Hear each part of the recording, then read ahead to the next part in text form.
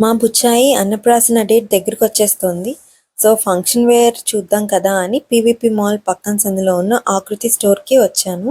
ఇక్కడ లేడీస్‌కి కావాల్సిన అన్నీ ఉన్నాయి. Like saris, lehengas and crop tops, ఇంకా 3 పీస్ కుర్తా సెట్స్, ఇలా డ్రెస్ మెటీరియల్స్ అన్నీ ఉన్నాయి. నాకు బాగా నచ్చినయి అయితే ఈ డ్రెస్ మెటీరియల్స్ అన్నమాట.